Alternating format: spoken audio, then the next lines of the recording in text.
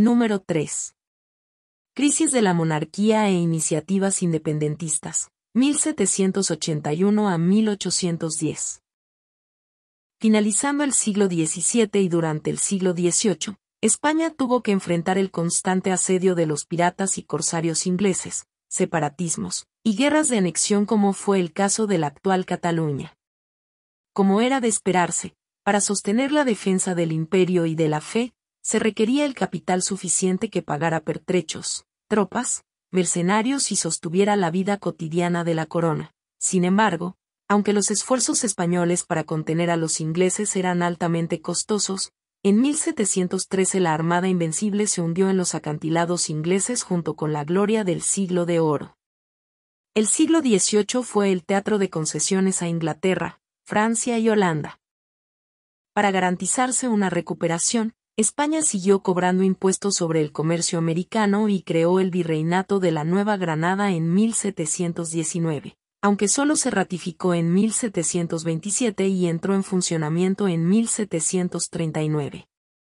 Con su cristalización, poco a poco, el gobierno comenzó a reemplazar funcionarios locales que habían heredado o recientemente comprado cargos, y, además, se estableció la Audiencia Real, por medio de la cual el virrey asumía el nombramiento y control de los gobernadores, la vigilancia del fisco y el mando sobre las tropas.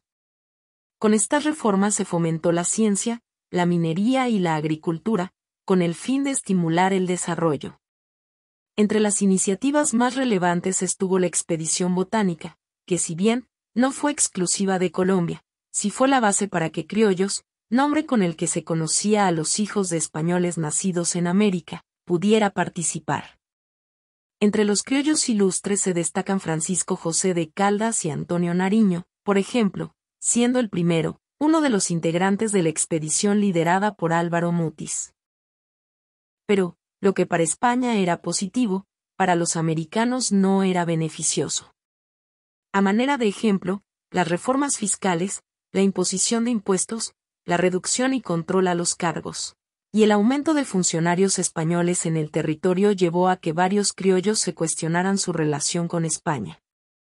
A este periodo, conocido como el de reformas borbónicas, se sumó el interés de varios, ilustrados, americanos por las narrativas francesas que hablaban del poder popular, la separación iglesia-estado, la libertad de la esclavitud, entre otras reformas de tipo estructural conocidas como liberalismo. El primer conato revolucionario llegó en 1779, cuando el visitador Francisco Gutiérrez de Piñeres impuso la reorganización general de las rentas, prohibió la siembra a excepción de Amalema, Girón, Pore y Palmira, y subió los precios aprovechando el control de la renta. 2 años después, en 1781, hubo una revuelta popular. Tal fue el temor de dicho movimiento que Gutiérrez optó por huir hacia Cartagena y desde allí, por órdenes del virrey Manuel Antonio Flores, envió una comisión encabezada por el obispo de Bogotá para dialogar con los rebeldes, a quienes se conocía popularmente como comuneros. Culminado el encuentro entre comuneros y el representante real, en este caso, el arzobispo Antonio Caballero y Góngora, se establecieron varios acuerdos destacándose la anulación de algunos impuestos como el de Barlovento, la reducción de otros como la alcabala y el aguardiente, la sal, los correos, y lo más importante, la supresión del monopolio del tabaco. En cuanto a los criollos, la molestia de varias décadas salió a colación y fue la oportunidad para reclamar nuevos espacios en la administración local. Con lo que no contaban los rebeldes era que todos estos acuerdos serían desconocidos por la autoridad real.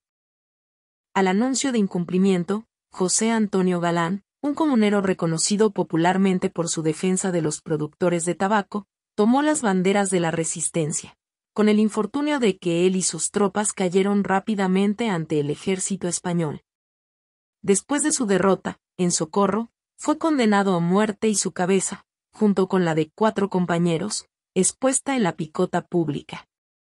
Entre 1782 y 1789, Caballero y Góngora administró el virreinato, destacándose por ser un gobierno negociador, que fomentó las ciencias y que ofreció una nueva oportunidad para los criollos y demás personas que habían participado de las revueltas de los comuneros. Sin embargo, Los eventos acaecidos habían sido suficientes para fragmentar el dominio español, por lo menos, simbólicamente. Era hora de iniciar una nueva experiencia, más desgarradora desde lo humanitario, pero políticamente determinante para la creación de la República. Si las revueltas comuneras fueron el primer campanazo para la corona, posteriores sucesos como la traducción y publicación de los derechos del hombre y del ciudadano por parte de Antonio Nariño en 1794, y la invasión napoleónica a la península, junto con el apresamiento y abdicación del rey Fernando VII, llevaron a que en España entrara en una crisis política y social nunca vista. De todas maneras, aunque un importante componente de la élite reconoció a Napoleón y la Constitución redactada por los franceses, otro grupo más reducido optó por formar las juntas locales para gobernar a nombre de Fernando VII. Por ello, la Junta Suprema de España e Indias, formada en Sevilla, y la Junta Central que la reemplazó en 1809, trataron de que los americanos le reconocieran como autoridad legítima ofreciendo un puesto a un representante de la Nueva Granada, por lo que en una situación tan desigual, los neogranadinos optaron por crear sus propias juntas locales. Puesto que los cabildos siguieron produciendo contenido político y administrativo, uno de los documentos más importantes fue el Memorial de Agravios, escrito por Camilo Torres desde el Cabildo de Santa Fe. De todas formas, por su contenido de denuncia y amenaza, el Cabildo optó por no enviarlo a España, aunque este documento sirvió como guía para justificar la independencia. Al aumentarse la tensión en el territorio, especialmente después de 1809 cuando los franceses terminaron invadiendo la península, los cabildos americanos optaron por establecer su posición frente a la situación política del reino. Así las cosas, el de Cali optó por jurar fidelidad al rey, el de Pamplona y el Socorro derribaron al corregidor y se declararon autónomos, y en Bogotá, los sucesos alrededor de una disputa callejera con un ciudadano español sirvieron como estrategia para justificar un levantamiento popular que dio como resultado el acta de la Junta de Santa Fe en la que, si bien guardaban fidelidad al rey, exigían que éste fuera hasta Bogotá y gobernara desde allí. Juntas las hubo en varias ciudades. Entre las más populares se encontraban las de Cartagena, Cali, Pamplona, Socorro, Bogotá, Tunja, Quibdó, Neiva, Mariquita, Cali, Popayán, Mompox, Santa Marta, etc., destacándose que algunas se declararon fieles al rey, otras buscaron autonomía frente a la corona, y otras, definitivamente, optaron por la independencia de España. Justamente estas posiciones fueron la base para que, después de innumerables discusiones, las recién elevadas provincias entraran en una disputa por el poder administrativo que se conoce como la Patria Boba, 1810 a 1814.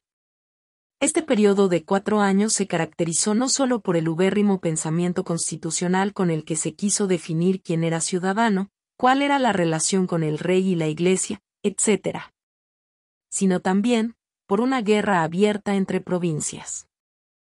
Mientras en la Nueva Granada se desarrollaban estos sucesos, Inglaterra derrotó a Napoleón en 1814 y Fernando VII volvió a recuperar el dominio político-administrativo de España, por lo que, entre sus primeros decretos, abolió la Constitución de 1812 y envió una expedición de 12.000 hombres a América con el fin de recuperar el dominio total y absoluto de las colonias.